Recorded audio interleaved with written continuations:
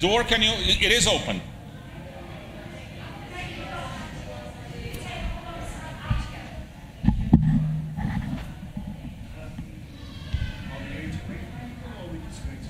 No, so I gave a warning that in 3 minutes we'll start.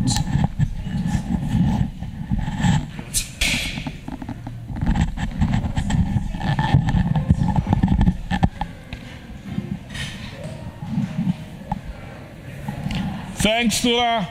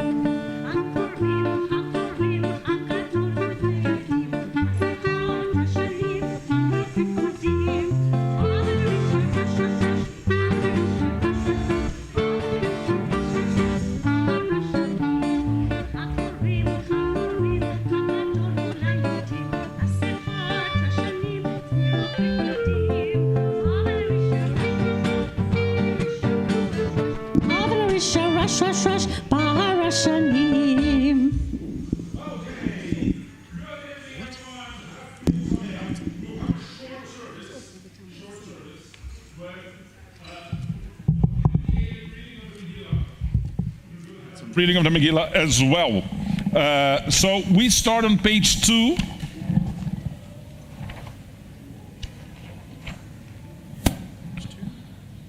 Not really on page 2. We start already on page 4. Please stand for Baruch Hu.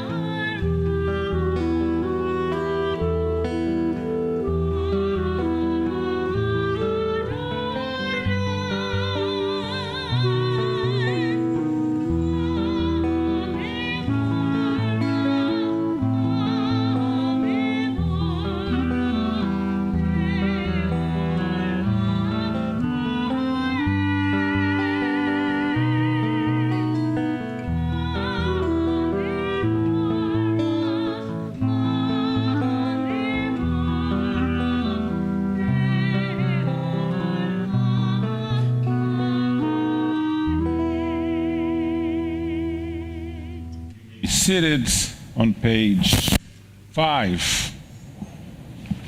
On page 6, actually, sorry. Blessed are you, Adonai, our God, ruler of the universe, who speaks the evening into being, whose wisdom opens heaven's gates, whose understanding changes times and seasons, and who arranges the stars in their heavenly courses according to plan. You are creator of day and night, rolling light away from darkness and darkness from light, transforming day into night and distinguishing one from the other. Adonai Tzevaot is your name, ever-living God. May you reign over us into eternity. Baruch atah Adonai, Amariv Aravim.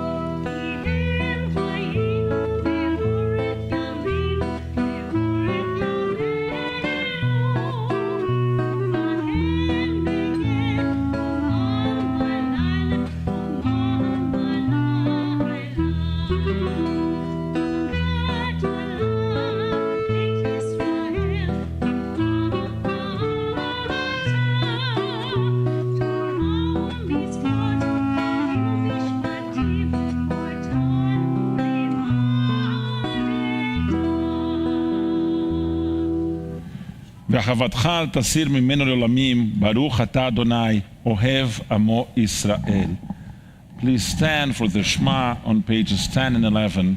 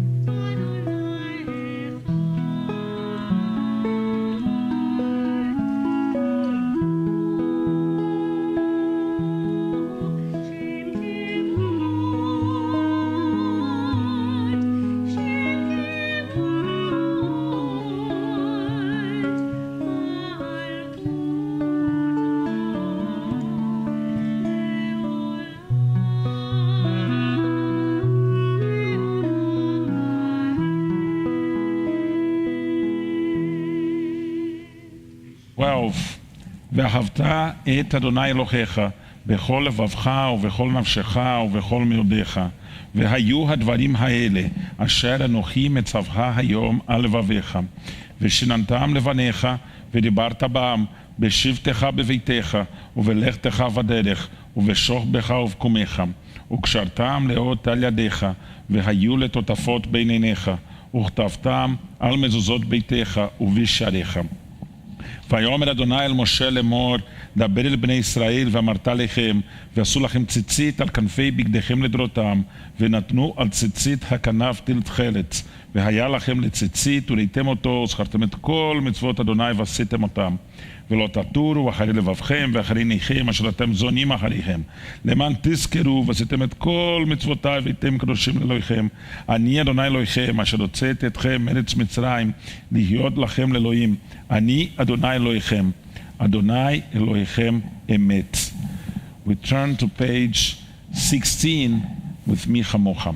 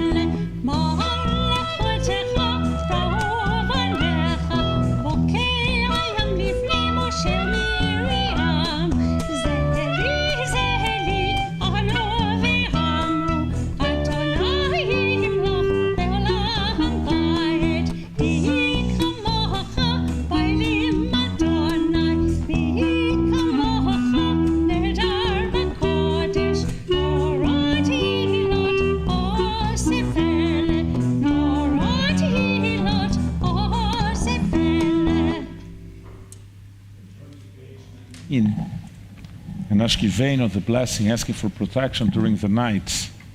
Give us a place to rest, Adonai our God. Bring us into shelter in the soft, long evening shadows of your truth. For with you are true protection and safety, and in your presence are acceptance and gentle love. Watch over us as we go forth. Prepare for us as we return. Spread over us your sukkah of peace, over all we love, over your Jerusalem, over our Jerusalem and yours. Baruch atah Adonai, Shomer Amo Israel La'ad. Now we're going to do the following.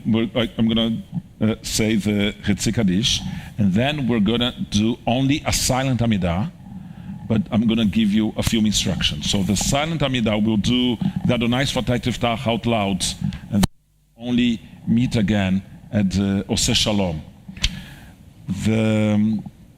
The silent Amidah begins on page 76, and then, maybe you were already used to the Siddur, but the way this Siddur works at the Amidah is that every spread is one blessing. So you can decide to do the more traditional version that is on the right-hand side, or an alternative reading that is on the left-hand side. And then we go from page to page until we get to page 94. And then when we get to page 94, you'll see that there is, in the middle of the page, it says, on Hanukkah, turn to page 556. On Purim, turn to page 557. So then you turn to page 557. And then there is one blessing for Purim, and then we come back to page 94 and we continue on that page. Okay? It's not that complicated. There is a note on page 96 or on page 94 saying that where you need to go to. Okay? So I'll say the Chetzi Kaddish. Please stand.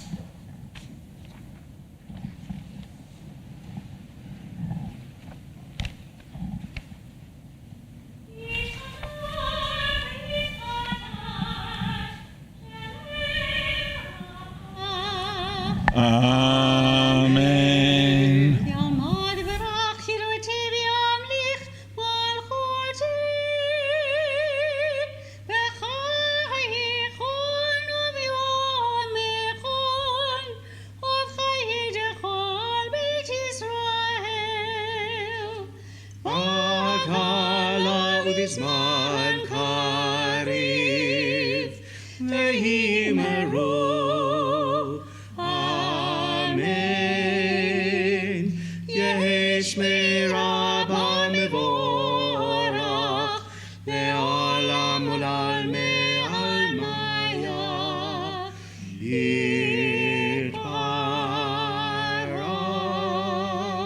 Yitbarach v'yishtabach v'yitpar v'yitromam v'yitnas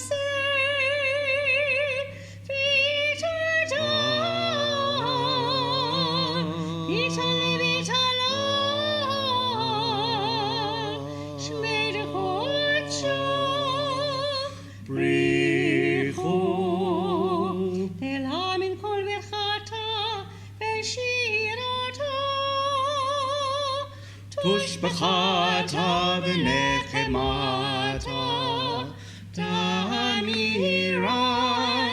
בעלמה, ואמרו אמן. So page 74, that's the beginning of the Silent Amidah, and the Silent Amidah goes until page 100.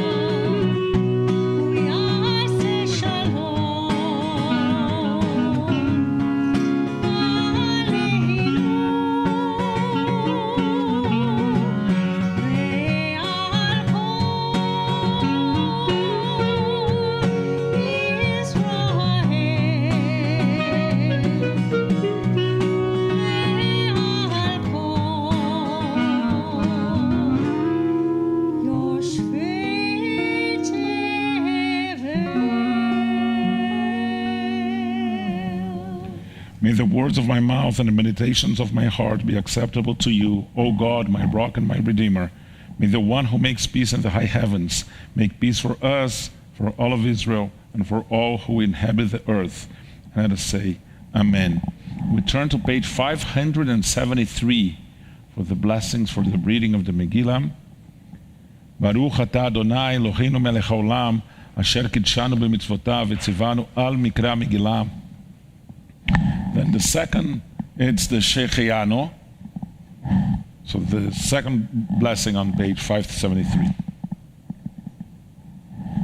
Baruch atah Adonai Eloheinu melech haolam, shechianu v'kiyamanu v'higianu lazman hazeh.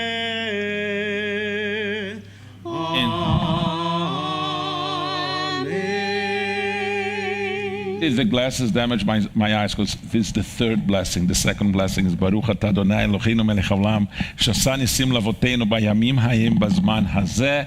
You may be seated. So this is what we're going to do. I have, how do we say? I have a condensed reading of the Megillah with 10 chapters. I will read the first chapter and I will accept volunteers to keep reading. If we don't get volunteers, we'll read the next chapter and see if we have a volunteer. And we will go that way, okay? So please volunteer. Okay.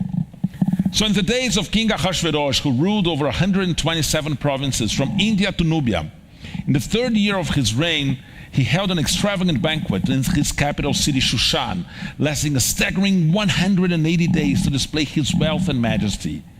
This was followed by a 7-day feast in the palace gardens for all the people of Shushan. Queen Vashti also held a separate banquet for the women. On the 7th day of this public feast, when the king was merry with wine, he commanded his 7 eunuchs to bring Queen Vashti before him wearing her royal diadem, so he could show off her beauty to the populace and officials. However, Queen Vashti refused to come.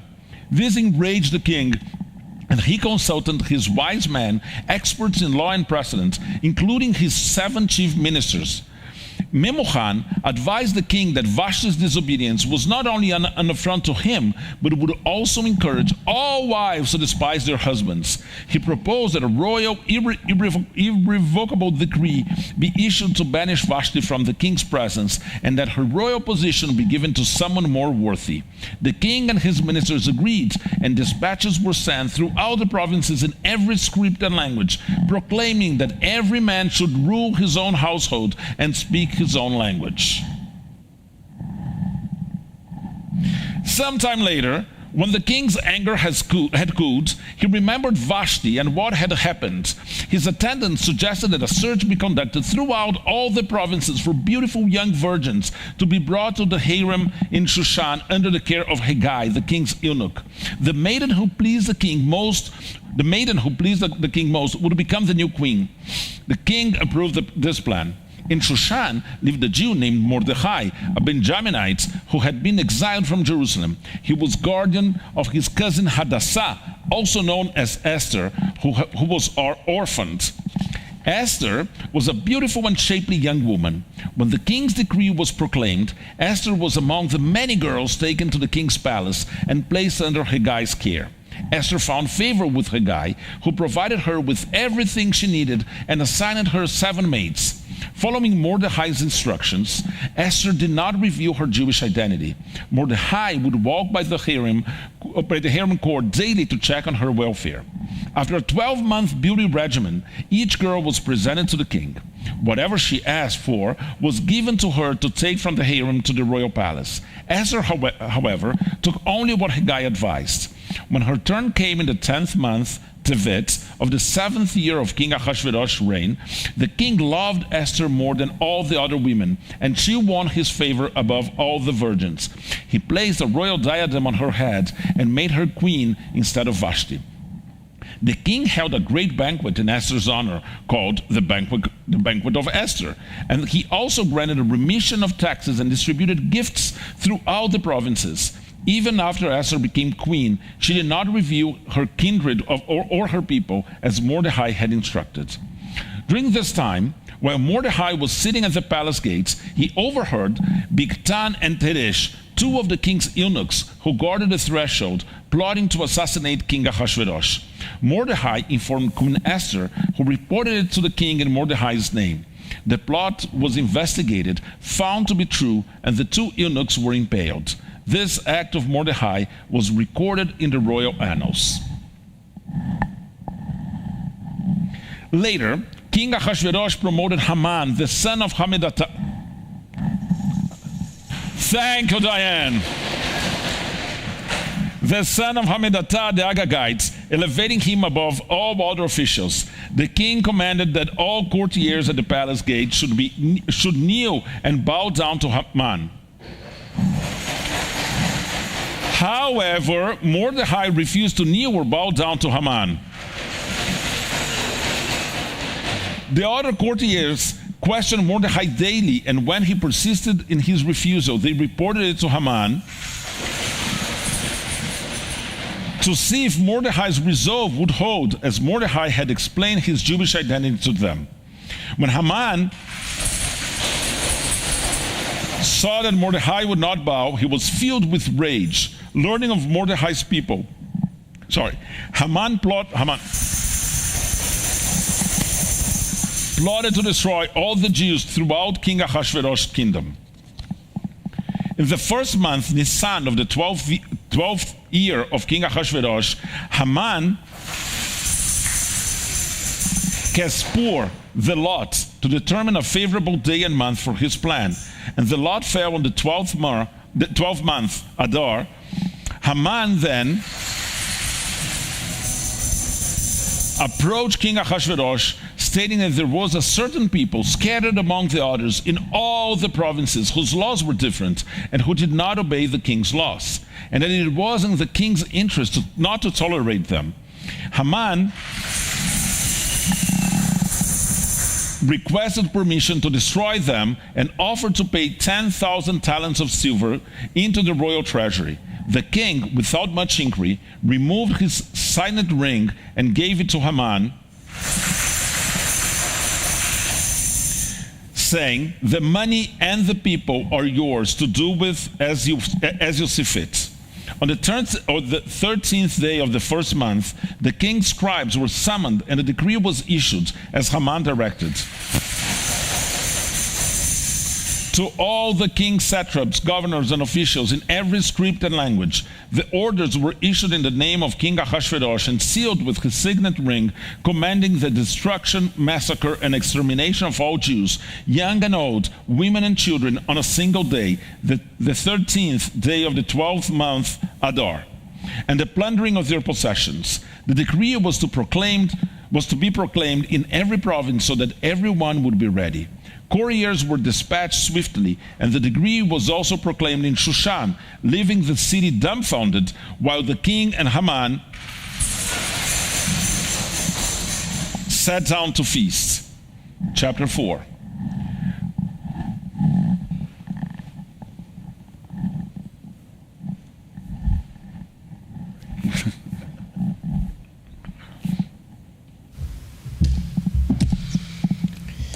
When Mordecai learned of this devastating decree, he tore his clothes, put on a sackcloth and ashes, and went through the city crying out loudly and bitterly, stopping only at the palace gate, as one could not enter while wearing a sackcloth.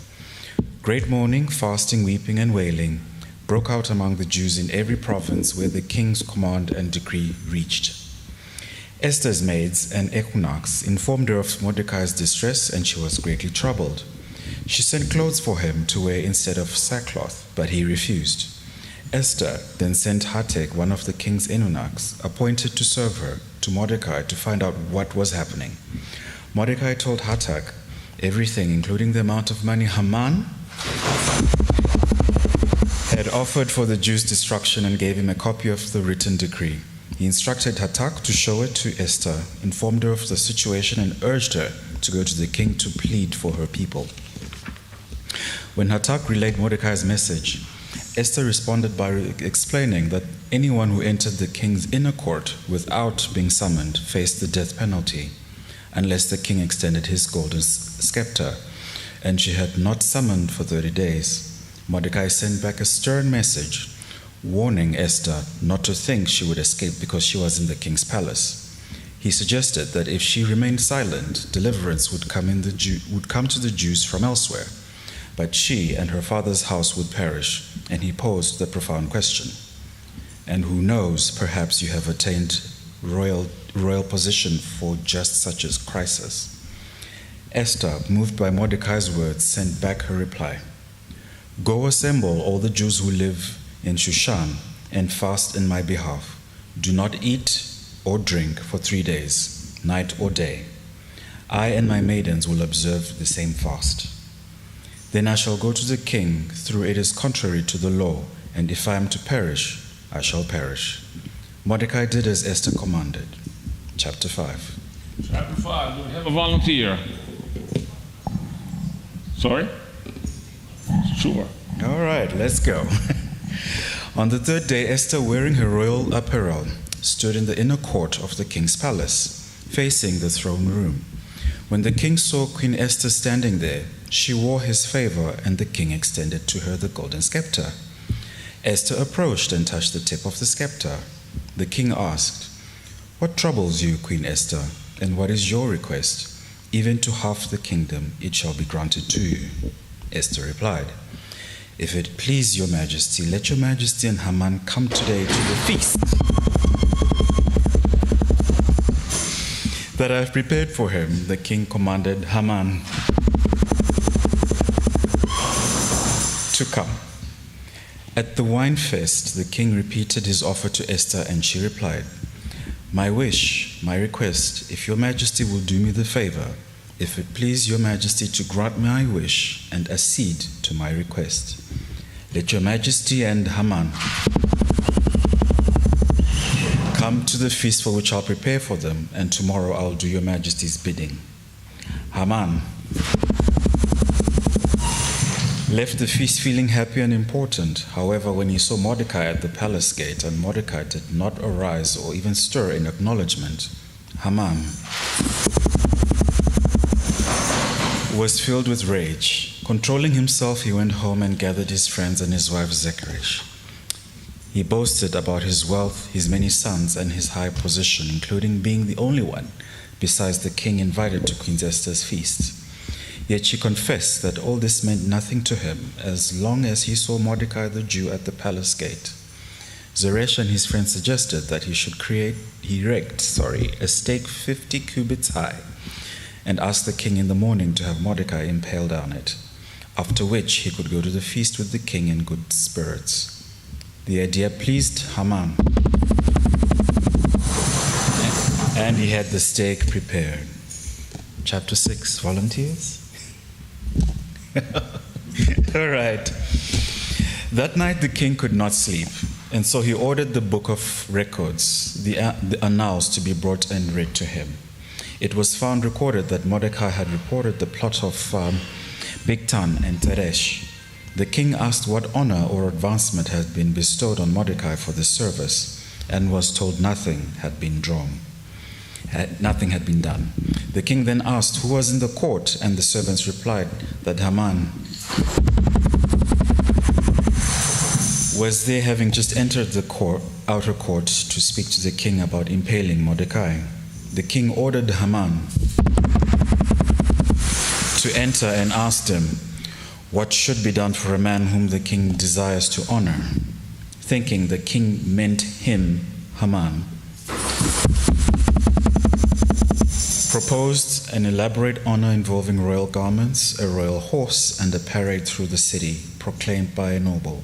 To Haman, to his utter shock, the king said, "Quick then, get the garb and the horse, as you have said, and to do this to Mordecai the Jew who sits in the king's gate.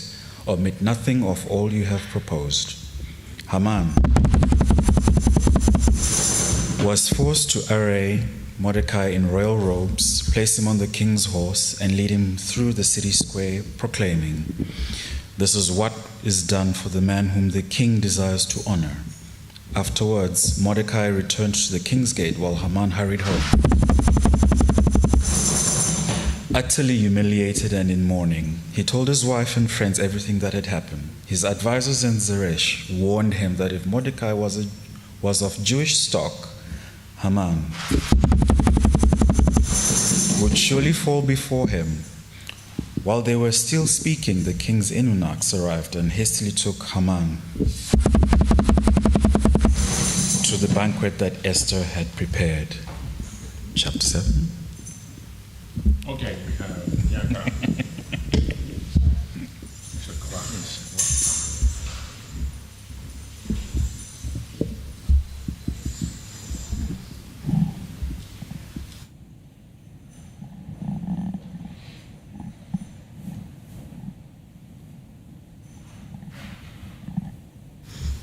My favorite part.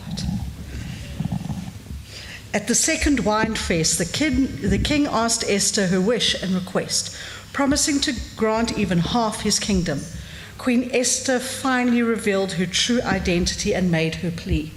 "If your majesty will do me the favor, and if it pleases your majesty, let my life be granted me as my wish, and my people as my request. For we have been sold, my people and I, to be destroyed, massacred, and exterminated." The king was aghast and demanded, "Who is he, and where is he who dared do this?" The adversary and enemy," replied Esther, "is this evil Haman." Haman was terrified as the king, in a fury, stormed out to the palace garden. Haman, desperate for his life, remained to plead with Queen Esther. When the king returned, he saw Haman prostrate on the couch where Esther reclined, and he exclaimed, "Does he mean to ravish the queen in my own palace?" Immediately, Haman's face was covered. Harvona,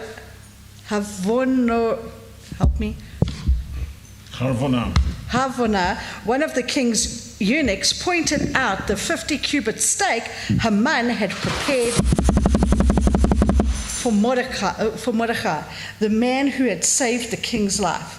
The king, in his rage, commanded, "Impale him on it." So Haman was impaled on the very stake he had intended for Mordecai, and the king's fury abated. Chapter 8.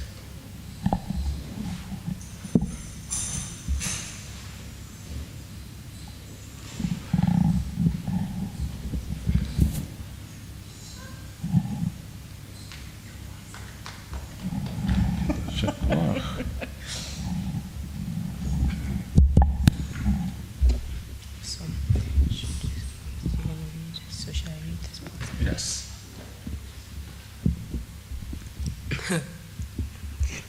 Don't worry about the microphone. The microphone will take care of itself.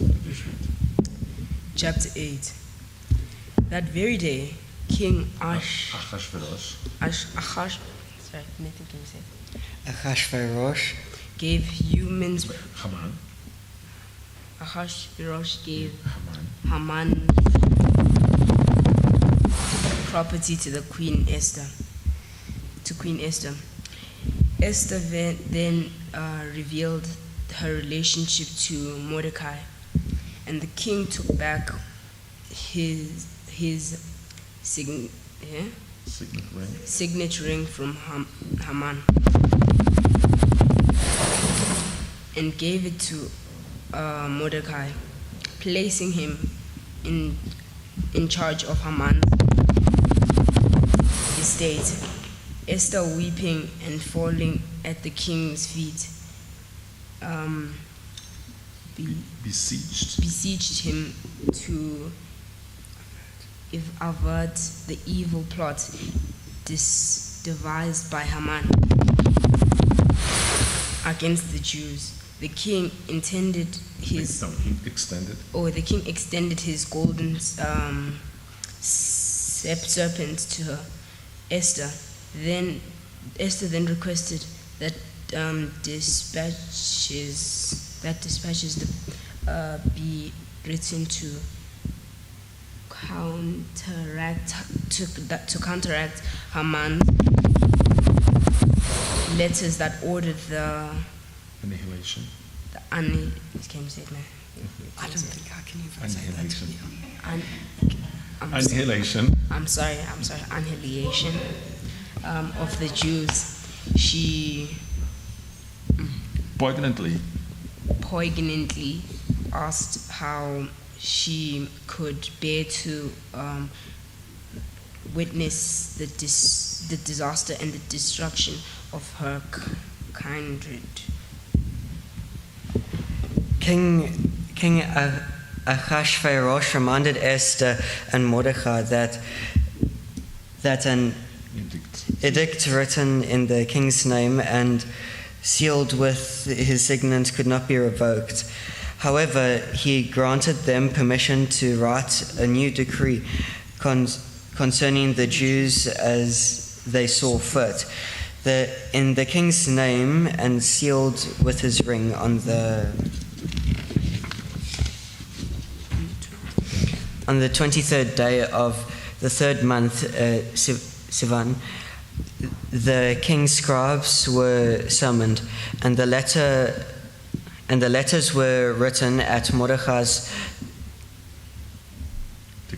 dictation to all the provinces in every script and language, including to the Jews in their own script and language. This new decree permitted the Jews in every city to assemble and defend themselves against any attackers on the 13th day of Adar, to destroy, massacre, and exterminate their armed foes, including women, children, and to plunder their possession. Is that right? Yeah. The decree was to be publicly displayed so that the Jews would be ready. Couriers on royal steeds were dispatched in haste, and the decree was proclaimed in Shushan. Do you want me to go? So you end like here, and then I finish off, here like that. So do you want me to finish it? No, you end Okay. cries, and then I continue. Like that. Okay. So Mordecai left the king's presence adorned in the royal robes, blue and white, with a magnificent golden crown and mantle of fine lined and purple wool.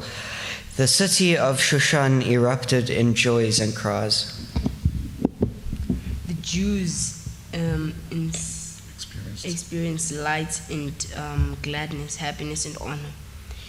In every province and city where the king's command and decree arrived, there was joy and gladness among the Jews.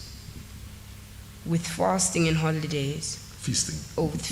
holidays, and many people of the land even prophesied to the Jews out of fear. Chapter 9.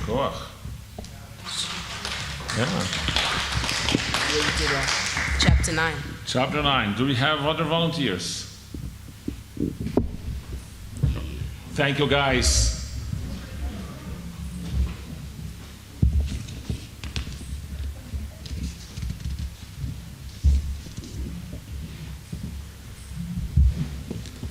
On the 13th day of Adar, the very day Haman decree was to be executed, the opposite occurred. The Jews gained power over their enemies throughout the provinces. The Jews mustered in their cities to strike down those who sought their harm, and no one could withstand them because the fear of them had been spread. All the provincial officials supported the Jews to the fear of Mordecai. who had become very powerful in the palace and whose fame had spread. The Jews struck down their enemies with their sword, killing and destroying them as they wished. In Shushan alone, they killed 500 men, including the 10 sons of Haman, but they did not seize any plunder. When the number of those slain in Shushan was reported to the king, he asked Esther what her further wish was. Esther requested that the Jews in Shushan be allowed to act similarly the next day, and that Haman 10 sons would be impaled on the stake. The king granted this request, and on the 14th of Adar, the Jews... Adar? The Jews in Shushan mustered again and killed another 300 men, also refraining from taking plunder, and Haman 10 sons were impaled. The rest of the Jews in the king's provinces also fought on the 13th of Adar, killing 75,000 of their enemies, but taking no plunder. They rested on the 14th of Adar and made it a day of feasting and merrymaking. However, the Jews in Shushan, having fought on both the 13th and 14th, rested on the 15th and celebrated then. This is why Jews in unwalled towns observe the 14th day of Adar with merrymaking and feasting, sending gifts to one another. Mordecai recorded those events and sent dispatches to all the Jews throughout the provinces, near and far, instructing them to observe the 14th and 15th days of Adar every year as days of feasting and merrymaking, for sending gifts to each other and presents to the poor. The Jews thus established these days as annual obligation. These days were named Purim, after the poor lot, and that Haman had cast. Queen Esther wrote a second letter to confirm these observances with full authority. The celebration of Purim was to be observed by every family in every province and city in every generation, never to cease. Lastly, King Ashverosh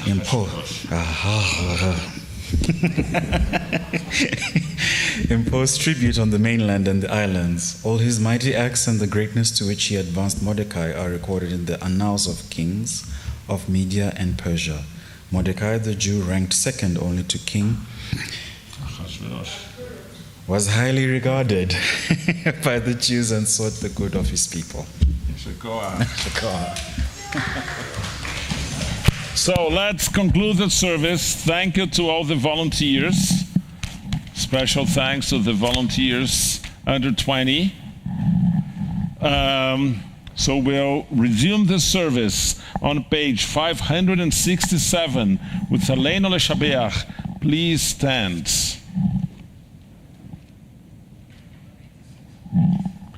587, sorry, 587.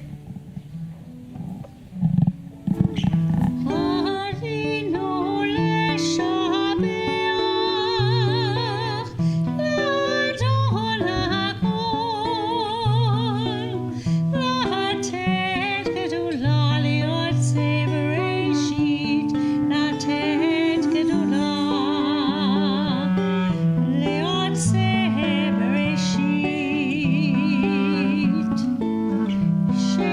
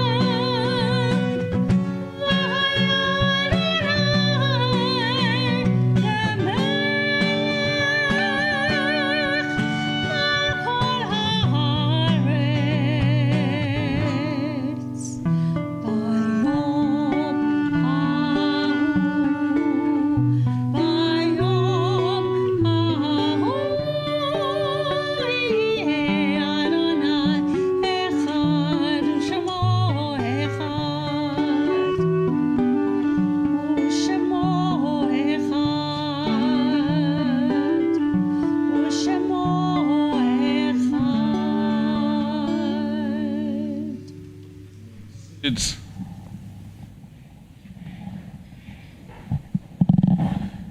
page 595. At the top of the page. It is hard to sing of oneness when the world is not complete, when those who once brought wholeness to our life have gone, and naught but memory can fill the emptiness their passing leaves behind. But memory can tell us only what we were in company with those we loved. It cannot help us find what each of us alone must now become. Yet no one is really alone. Those who live no more echo still within our thoughts and words, and what they did is part of what we have become. We do best homage to our dead when we live our lives more fully, even in the shadow of our loss. For each of our lives is worth the life of the whole world. In each one is the breath of the ultimate one. In affirming the one, we affirm the worth of each one whose life, now ended, brought us closer to the source of life, in whose unity no one is alone and every life finds purpose. Do we have the Yortzeit list, Glynis? No? So we'll stand on page 598. If anyone has a name to add is observing Shiva or Shloshim or is observing the Yortzeits, feel free to mention the name of the person. We also say the mourner's Kaddish for all of those who don't have anyone to say the Kaddish for them.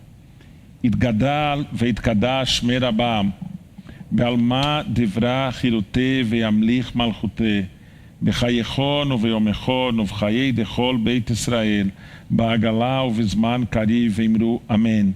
יהי שמי רבה מברך לעלם ולעלמי עלמיה, יתברך וישתבח ויתפאר ויתרומם ויתנשא, ויתהדר ויתעלה ויתהלל שמי דקודשה בריחו. לילה מן כל ברכתה ושירתה, תושבחתה ונחמתה, דמירן בעלמה ואמרו אמן. יהי שלמה רבה מן שמיה, וחיים עלינו ועל כל ישראל ואמרו אמן. עושה שלום במרומיו, הוא יעשה שלום עלינו ועל כל ישראל ועל כל יושבי תבל ואמרו אמן. You may be seated. We'll conclude with a Purim medley.